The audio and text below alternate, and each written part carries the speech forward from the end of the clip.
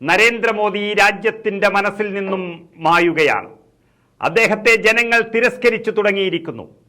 നമുക്കറിയാം, ഒരു പ്രധാനമന്ത്രിയുടെ ഭരണം വിലയിരുത്തുന്നത് അദ്ദേഹത്തിന് കിട്ടുന്ന ജനസമ്മതി കൊണ്ടാണ്. ആ ജനസമ്മതി എത്രത്തോളം ഉണ്ടെന്നറിയാൻ ഏറ്റവും പ്രധാനപ്പെട്ട അളവുകോൽ തെരഞ്ഞെടുപ്പാണ്. അദ്ദേഹത്തിന് കിട്ടുന്ന വോട്ടുകളാണ് അത് നിർണയിക്കുന്നത്.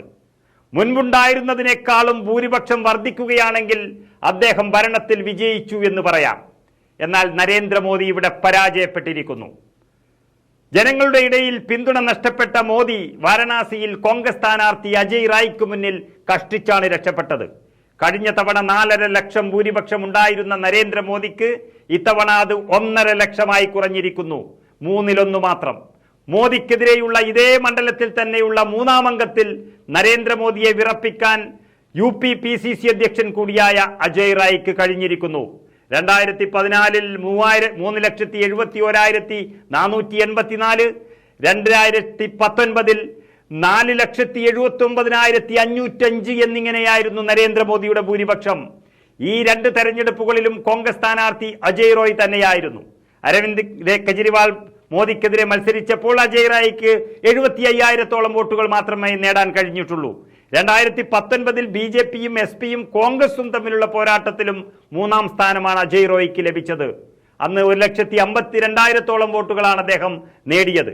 ഇത്തവണ 4 ലക്ഷത്തിനടുത്തേക്ക് അജയ് റായ്ക്ക് വോട്ട് നേടാൻ കഴിഞ്ഞിട്ടുണ്ട് എന്ന് പറയുമ്പോൾ നരേന്ദ്രമോദിയെ തകർക്കാൻ കഴിയുന്ന പാകത്തിലേക്ക് UP കോൺഗ്രസ് അധ്യക്ഷൻ മാറിക്കഴിഞ്ഞിരിക്കുന്നു.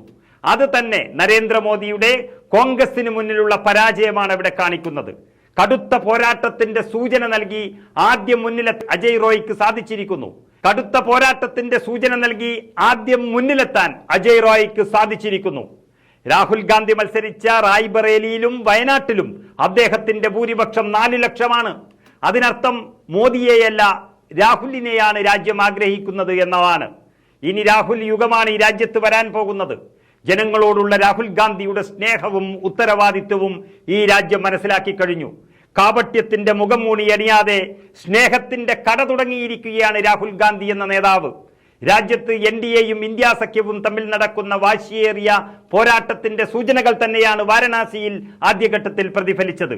ഒരു ഘട്ടത്തിൽ 6,000-ലധികം വോട്ടുകൾക്ക് മുന്നിൽ നിൽക്കാൻ വരെ അജയ് റായ്ക്ക് സാധിച്ചു.